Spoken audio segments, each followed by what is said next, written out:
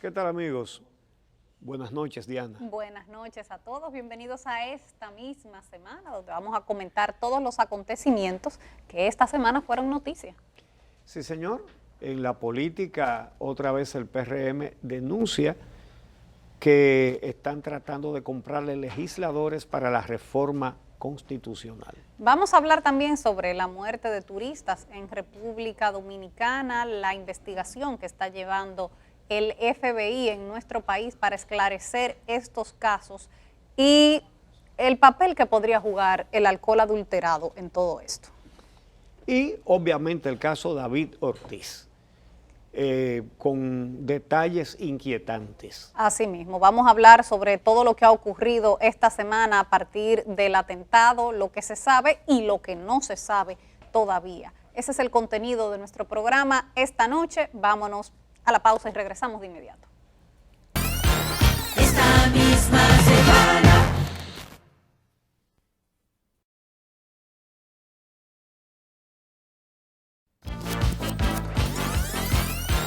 Esta misma semana. Bueno, esta semana han continuado los enfrentamientos dentro del PLD por el tema de la reforma constitucional. Ustedes recuerdan que la semana anterior 2 ministros del gobierno habían expresado su oposición a una nueva reforma, Isidoro Santana y Antonio Isaconde, y que Gonzalo Castillo les había respondido que mejor que se quedaran callados. Sí, es decir, los que están a favor de la reforma y la que reelección hablen mucho. tienen derecho a hablar. Sí. Y el que tenga una opinión diferente, entonces se tiene que callar. Bueno, pues, Es que tremendo demócrata, ¿no? pues el ministro de Economía le respondió, Isidoro Santana. Vamos a ver lo que dijo.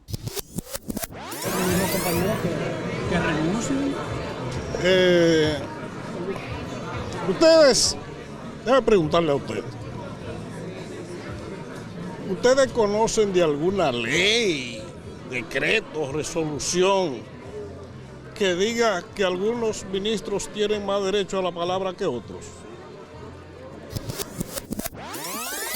Que él no sabía que había ministros que tenían más rango que otros, que Sí. podían mandar a callar unos a otros. Exactamente. Bueno, pues así andan las cosas dentro del gobierno y por supuesto con la expectativa de cuándo, ya la expectativa no es si se va a someter o no se va a someter la reforma, sino cuándo lo van a hacer. Y de hecho esta semana corrió la noticia de que Julio César Valentín iba a someter el proyecto. Pero eso era mentira. Claro, a través de la Cámara de Senadores, cosa que él luego desmintió. Pero fíjate que los danilistas Elpidio Báez y Gustavo Sánchez dieron declaraciones diciendo que solo están esperando la reunión del comité político de este próximo lunes. Sí, la verdad es que se les ha complicado el asunto y todo esto lo que quiere decir es que todavía no han encontrado la manera de completar la mayoría calificada, las 2/3 partes de los que van a asistir para pasar la reforma constitucional, porque ya la hubieran hecho,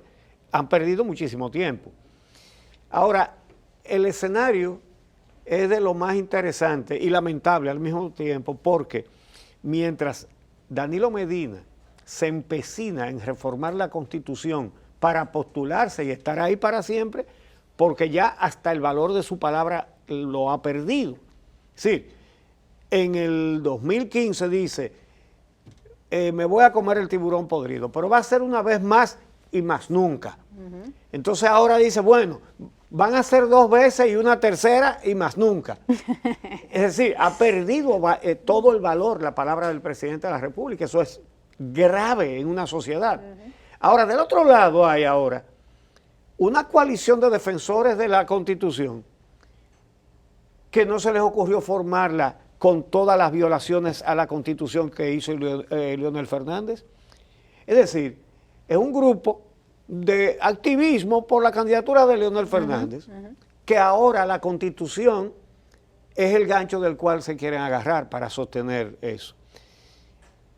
Cuando el proyecto suyo es para quedarse también para siempre ahí. Sí, claro. Entonces los mismos que estamos viendo de que una coalición para la defensa de la Constitución lo veremos diciendo después que es una injusticia que Leonel Fernández sea el único que no se puede postular.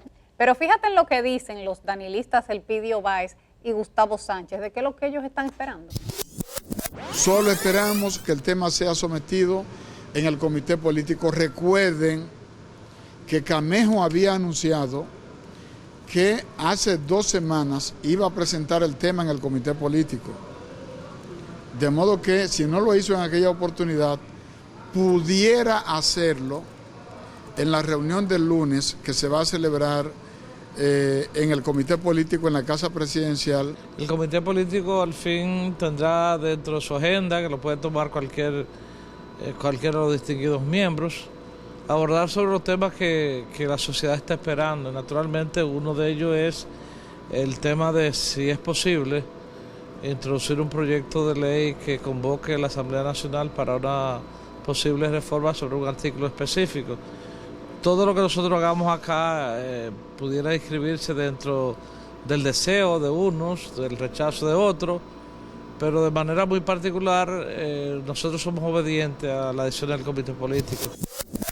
Bueno, y si eso es lo que ellos están esperando, pues ahí no va a haber problema, porque en el comité político el presidente Danilo Medina le pasa el rolo en todos los organismos a del Leonel PLD. Fernández. Entonces, cuando esa reunión ocurra, que tendrá que ocurrir en algún momento, y se lleve el tema y se presente, el presidente Danilo Medina va a ganar en ese escenario. Ahora, el escenario que todavía no está claro y va a ganar en el Senado también, eso va a pasar en 2 lecturas consecutivas rápido. Sí. El escenario que no está seguro es la Cámara de Diputados y de ahí ha habido denuncias esta semana. Sí, fíjate que desde hacía tiempo no se hablaba de intentos de sobornar a legisladores del PRM, porque Danilo necesitaría convencer a diputados leonelistas y a diputados PRMistas.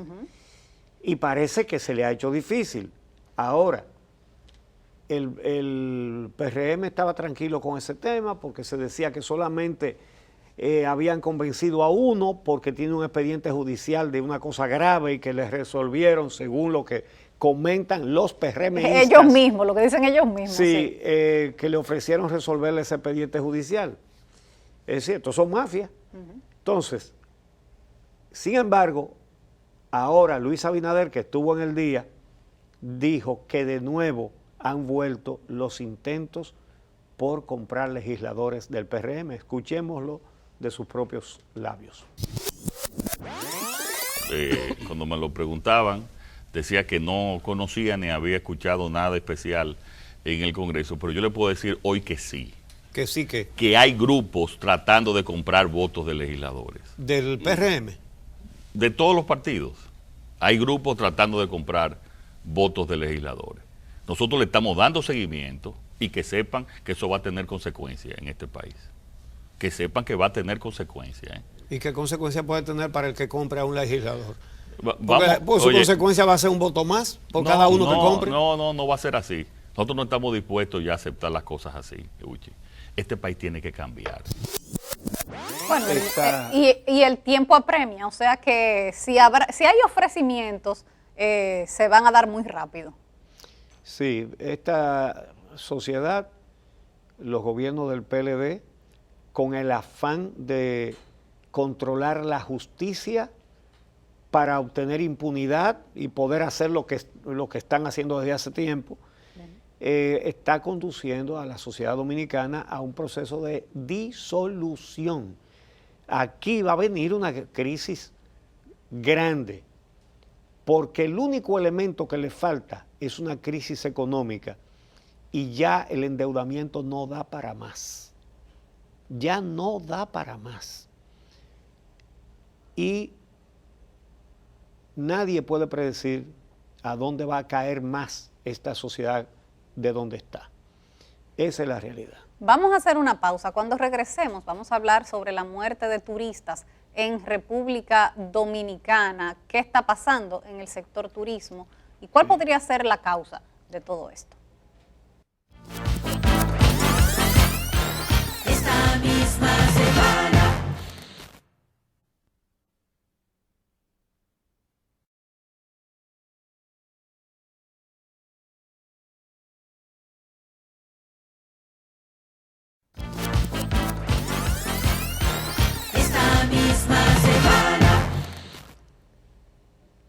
el turismo es la principal fuente de entrada de divisas a la economía dominicana. Por lo tanto, hay que cuidarlo. Obviamente.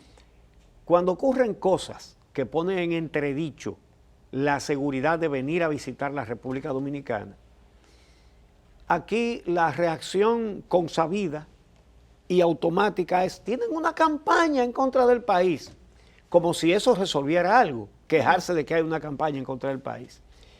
Y puede haber alguna campañita por ahí, pero eso no, en este momento las cosas que han pasado aquí de verdad son las que mantienen una preocupación en los países de donde vienen fundamentalmente los turistas. Sí, Entonces, especialmente Estados Unidos. Sí. Es donde se ha concentrado estas publicaciones, porque muchos medios internacionales se han hecho eco, pero esta semana se agregó también otro caso que fue publicado en muchos medios en Europa. De otro turista que murió. Sí, pero también por otros elementos que vamos a comentar ahora. Sí, lo que sucede es una cosa, que con usted decir que hay una campaña en contra de la República Dominicana, usted no está enfrentando si hay campaña o no la hay, o sea lo que sea, usted no está resolviendo nada con eso. Sí. Si vivimos del turismo, tenemos que cuidar el turismo. ¿Y cómo lo cuidamos? Con la transparencia y la verdad, y el orden y la seguridad. Y cuando digo orden y seguridad, no me refiero solamente a la seguridad pública, sino a asegurarnos institucionalmente de que las diferentes expresiones del negocio turístico se están manejando de una manera correcta. Y me refiero a lo siguiente: que murió una pareja que por casualidad a los dos le dio un infarto la misma noche, amanecieron muertos arriba de una cama. Eso es imposible, que a los dos le dieron un infarto al mismo tiempo. Bueno, vamos a decir que no es imposible, Bueno, pero la verdad es que hay 0,1% de probabilidades de que dos personas le den un infarto al mismo por tiempo. ciento no, por millón. Sí, Por millón. Que sea muerte natural, eso. Claro, pero ¿qué pasa? Si se actúa con transparencia, tú sabes lo que se hace. La primera información del hotel que constata que están muertos dos huéspedes que están ahí en una cama y que no están ni golpeados ni heridos, es primero llamar al Ministerio Público. Lo hacen. Sí, claro. Pero segundo, patología forense para que diga de que murieron. Sí, claro. Lo que pasa es que muchas veces hay el temor de que, cuidado, y si hay una demanda, y si se hace un escándalo. Pues mire, si tiene que venir un escándalo, que venga, pero con la verdad y la transparencia. El mismo negocio, primero el Estado debería reglamentar una cantidad de cosas, pero el mismo negocio turístico, azonadores, los hoteles deberían decir: vamos a diseñar un protocolo de respuesta a casos como este. Si aparece un turista muerto en su cama, inmediatamente hacer esto y esto. Pero lo más urgente es una necropsia para que patología forense diga de qué murió. Mira, y análisis toxicológico, porque desde que se presentó esta situación, lo señalamos en el día nosotros, dijimos, bueno, vamos a ver qué conexión tiene eso con el caso en que la Dirección General de Impuestos Internos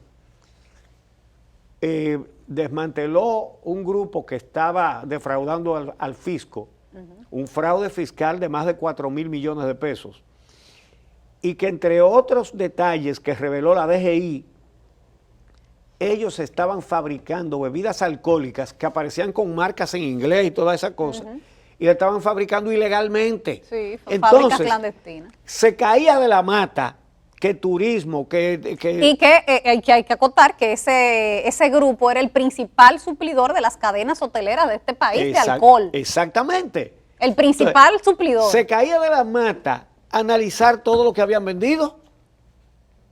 Era una fabricación ilegal de bebidas alcohólicas. Entonces, fíjate algo. En los primeros casos que saltan la alarma, que hacen sonar la alarma, son los casos ocurridos en San Pedro de Macorís, en el Hotel Bahía Príncipe.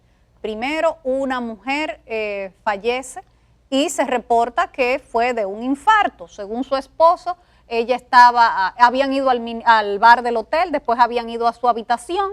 Ella estaba tomando fotografías del balcón, empezó a sentirse mal. Él llama a los médicos del hotel y dándole asistencia ahí mismo se murió. Luego, el siguiente caso, la pareja de esposos que encuentran sin ningún tipo de señal de violencia muertos en su cama. A los 3 se le hizo autopsia. Y la autopsia de la primera mujer determinó que fue un paro cardiorrespiratorio, o sea, un infarto. Pero sobre la pareja que murió junta todavía no hay una conclusión. Y ese fallecimiento tan extraño fue el que generó que trajeran un miembro del FBI a la República Dominicana, especialista en toxicología, para tomar muestras y determinar. La Embajada de los Estados Unidos ha dicho que estos estudios se van a tomar alrededor de 30 días para poder determinar, porque hay que descartar todas las Deben haber transcurrido todas. Ya como 10 días o más. Sí. Ahora, pero resulta que el New York Post tuvo acceso a una fuente del FBI y lo publica también esta semana, que dice que sospechan de intoxicación por alcohol adulterado, específicamente por metanol. Entonces, precisamente, no es que uno sea mago, ni vidente, ni que uno lea la taza ni la baraja.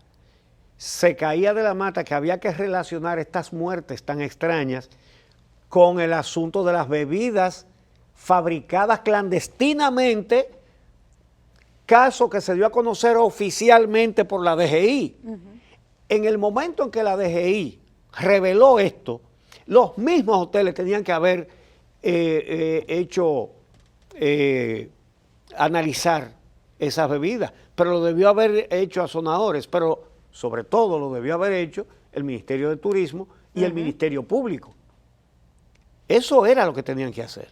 Pero mira, entonces, ¿qué pasa esta semana? Que muere otro turista en Punta Cana, que su familia reporta que murió después de beber un trago de whisky, Robert Bell Wallace, de 67 años.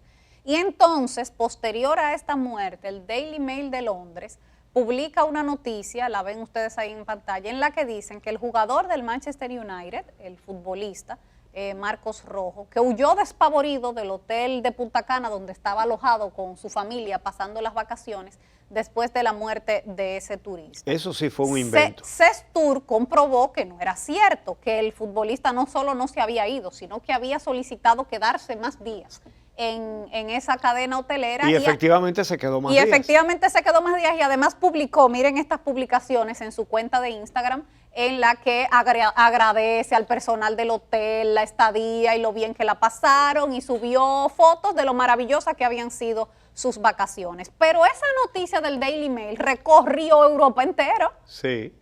Y claro, esas son cosas que afectan el turismo dominicano. Sí. Por lo menos los fanáticos del fútbol que leyeron eso, suponemos que después se enteraron del desmentido en la cuenta de Twitter.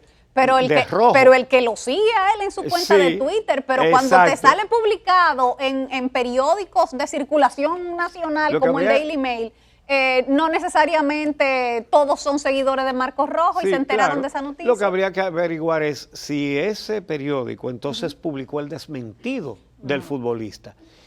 De todas maneras, esas cosas pueden suceder. Ahora, sean situaciones reales, como la de estas muertes que de verdad son extrañas. Y que hay que investigarle y que se necesita una conclusión.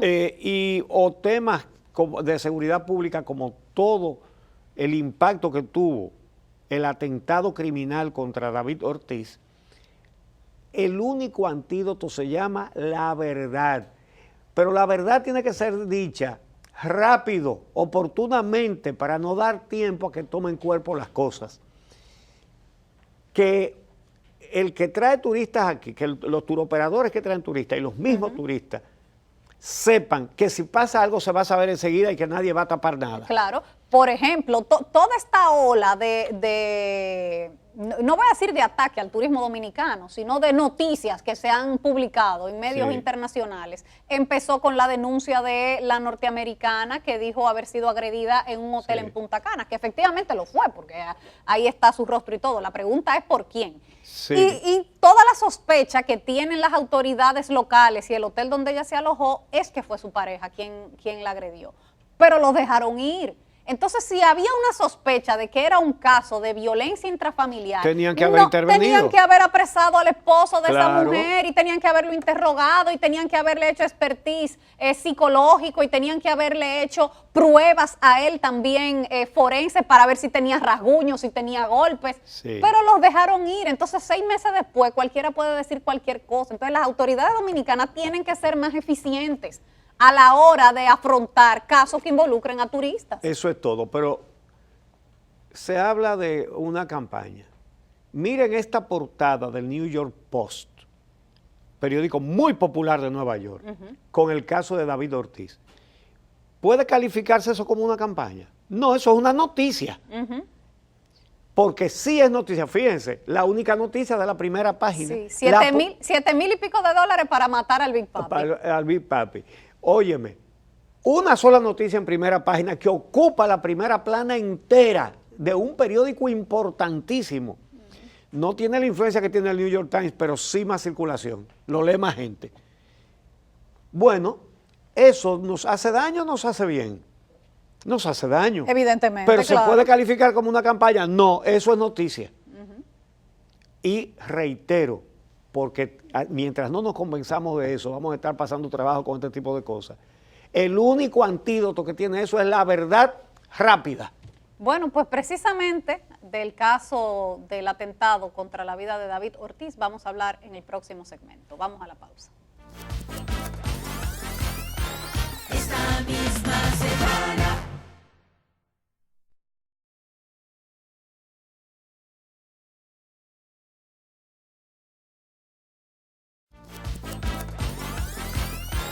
Esta misma semana. Bueno, esta semana el país quedó conmocionado después de que se conociera la información de que David Ortiz había recibido un disparo en un centro de diversión donde se encontraba con unos amigos. Luego de que salieron los videos de la cámara de seguridad, quedó claro que habían ido a dispararle a David Ortiz. En un principio se dieron muchas informaciones porque junto con él en el grupo había un dembowcero y mucha gente pensó que el tiro a lo mejor era para él. El mismo dembowcero después dijo que él pensó que era él, que lo habían ido a matar. Pero luego quedó claro, porque el atacante fue directamente hacia David Ortiz y le disparó, y con el mismo disparo de rebote hirió al comunicador Joel López.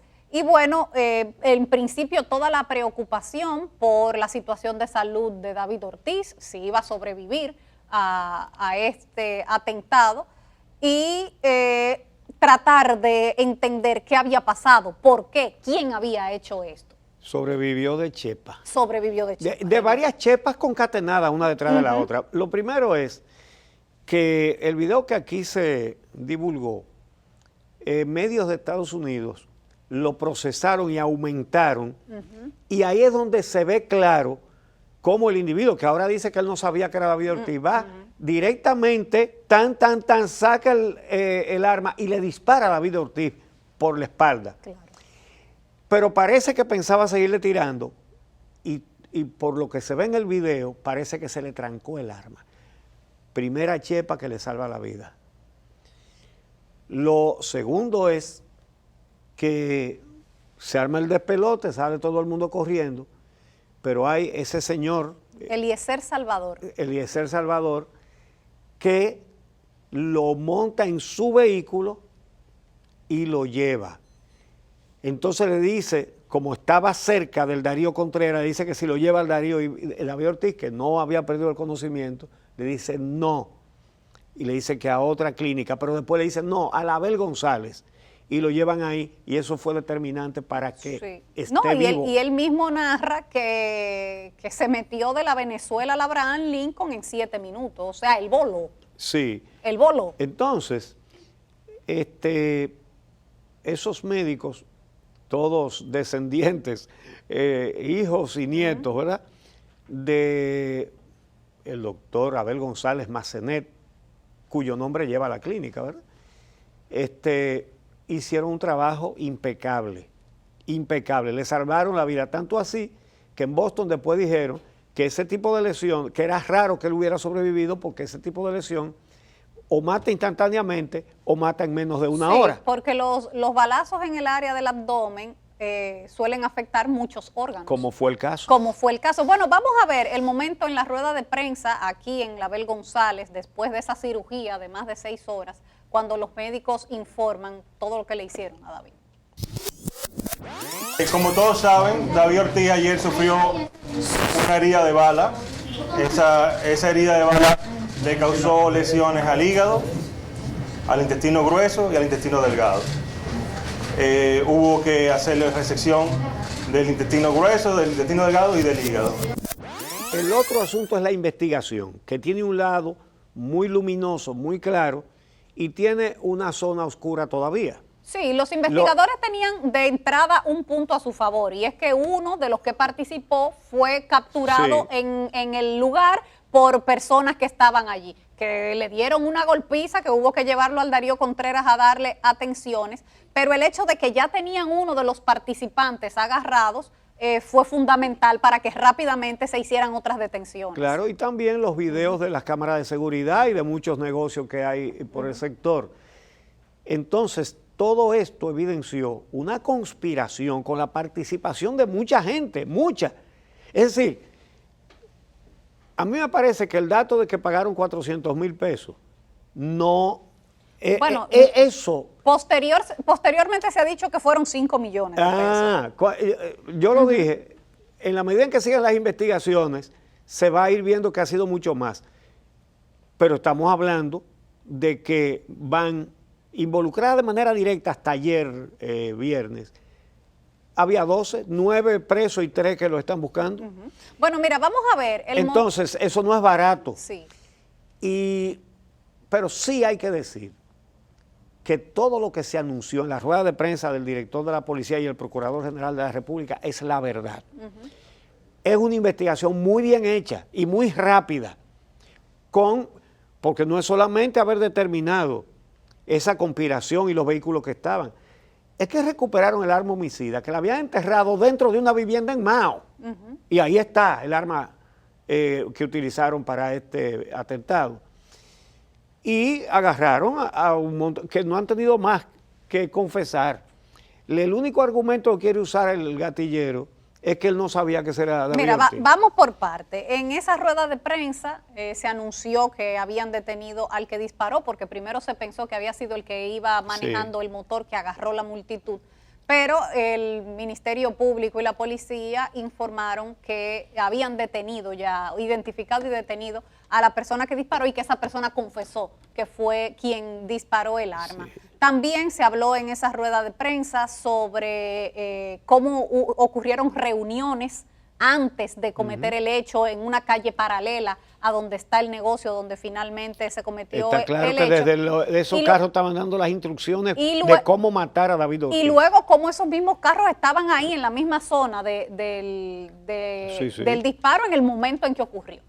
Y bueno, también la información de cuánto se habría pagado. Vamos a ver todos estos momentos de la rueda de prensa.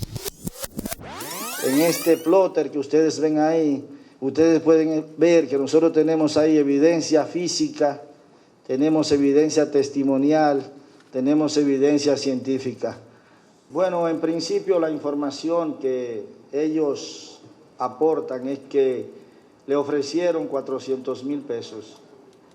¿A cada uno? No, a quien coordinó. Mucha gente dijo, pero ¿cómo es que tienen a los autores materiales y no tienen a los autores intelectuales? Eso no es ningún misterio. Simplemente la investigación tiene que ser mucho más elaborada, minuciosa, para imputar autores intelectuales.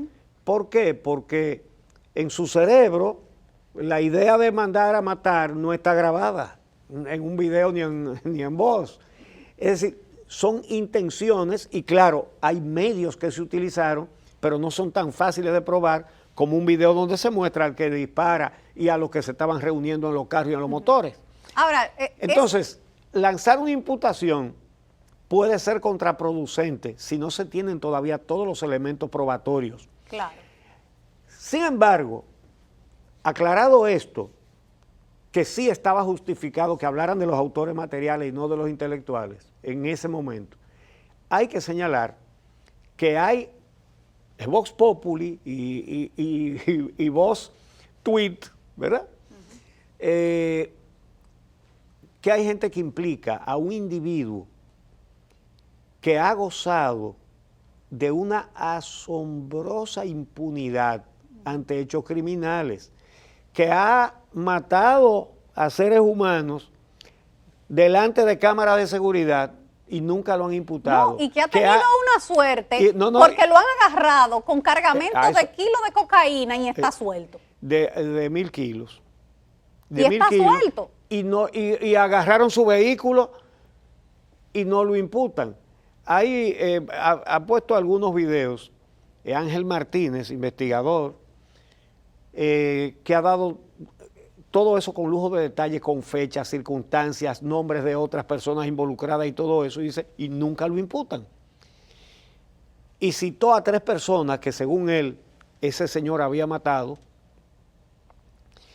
y no hay forma de que lo imputen.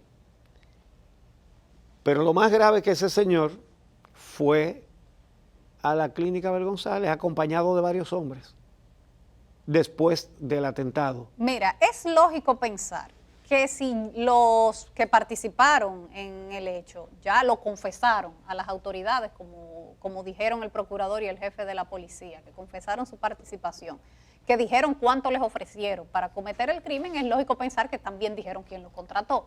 Lo que pasa es que no lo pueden decir todavía porque necesitan reunir los elementos de prueba. Quizás no, porque ellos saben que si dicen quién lo contrató, ellos mismos también corren peligro. Ahora, hay una situación que es el temor de mucha gente, que ese señor al que se está mencionando tiene influencias, tiene hechos criminales, pero tiene influencia política. ¿Por qué? Digo influencia política, lo que se dice que es narcotraficante, que es dueño de toda la discoteca y que es el que pega a todos los reggaetoneros, dembowceros o a la gran mayoría que los patrocina. Entonces, lo que se señala es que él está en una familia que está pegada en el partido de gobierno, que su esposa es hermana de la esposa del malogrado Juancito de los Santos, que este señor también tiene negocio de banca de apuestas. Y esas dos, las esposas de ambos, aunque no tienen por qué pagar culpas de su padre, son hijas de Franklin Franco, no el historiador, sino uno que es conocido por otra cosa muy diferente que la historia, sino por sus hechos en el mundo del narcotráfico. Y que son de esa misma, son miembros de una misma familia que goza de mucho aprecio en el partido. Y alguna gente se explica a través de eso la impunidad de que ha disfrutado ese señor. Bueno, esa es una de las hipótesis que se han estado elucubrando en estos días, porque evidentemente como las autoridades no han dicho ya de manera directa, fue esta persona, fue esta, pues se han tejido muchas hipótesis a través de las redes sociales. Por ejemplo, desde un principio lo primero que se dijo es que se trataba de un problema de celos y se señaló a un joven que tenía una relación con una modelo que fue a la clínica y que significó un altercado con un familiar de David Ortiz, y luego ese mismo joven salió diciendo que él no tenía nada que ver con eso y grabó un video, y me imagino que la policía lo está investigando todo Vamos a hacer una pausa y cuando regresemos vamos a ver entonces la versión del que disparó. Esta misma semana.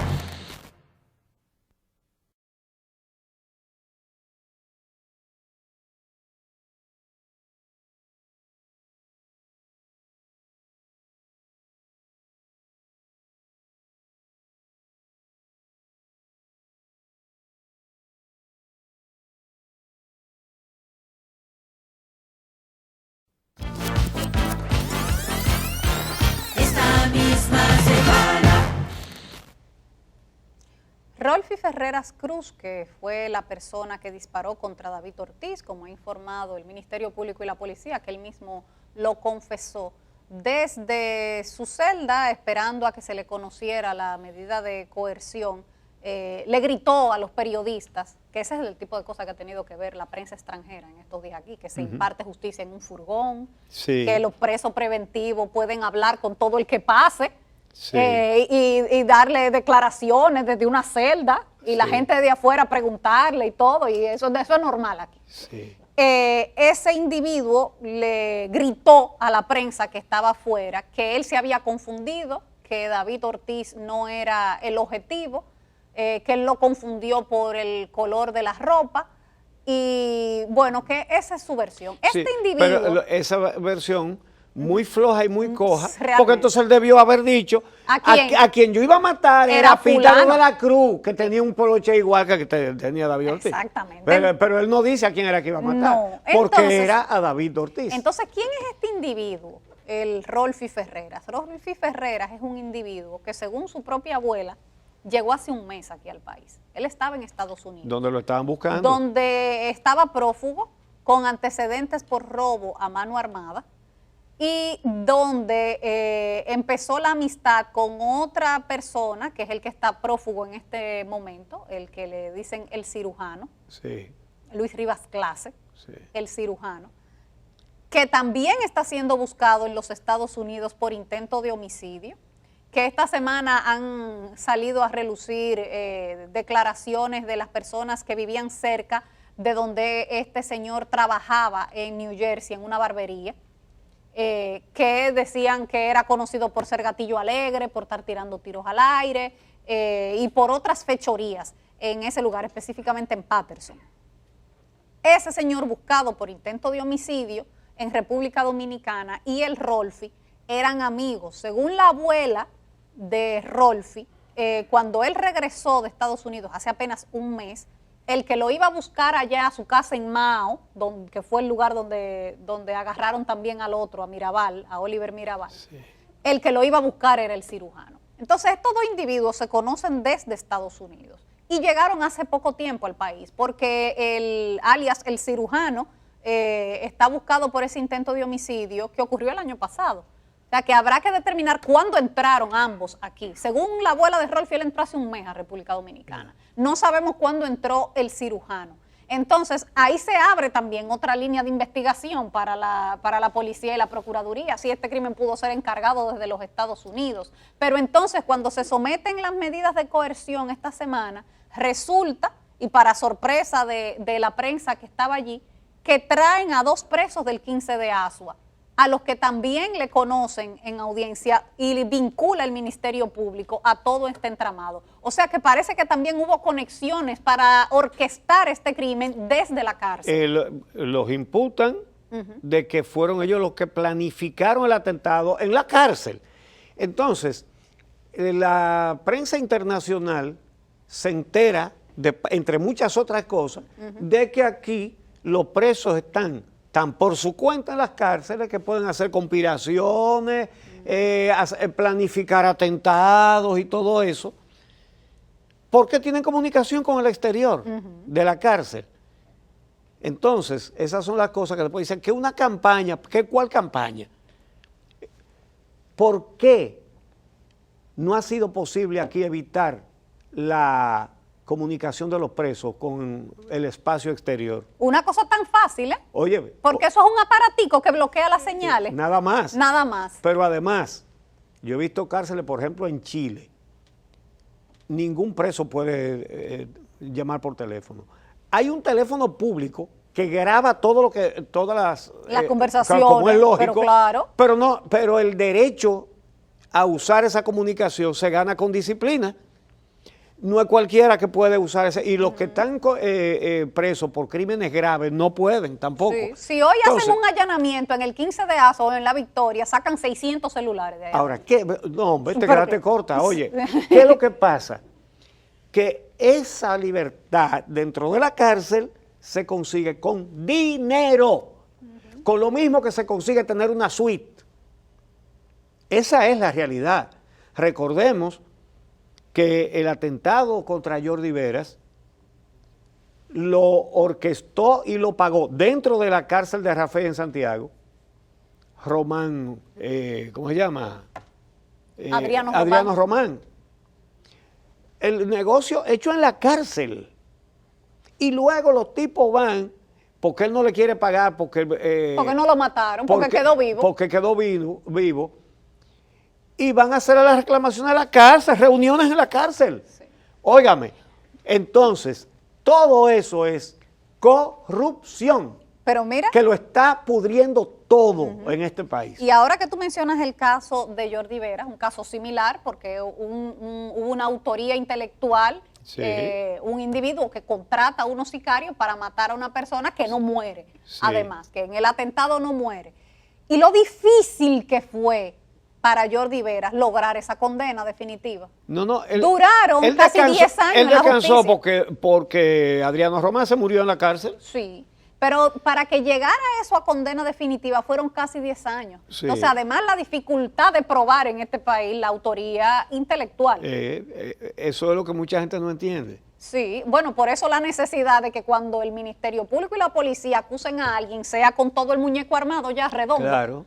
Redondo. Pero claro. Fíjate algo, el señor que llevó a David Ortiz desde el bar Dial hasta la clínica, el señor Eliezer Salvador, él dio unas informaciones, porque claro, ahora todo el mundo quiere saber por qué, quién habría hecho esto contra David Ortiz, y que él le preguntó cuando iban en el vehículo que si se trataba, con la expresión que él usó, de un lío de faldas. Vamos a ver lo que él dijo.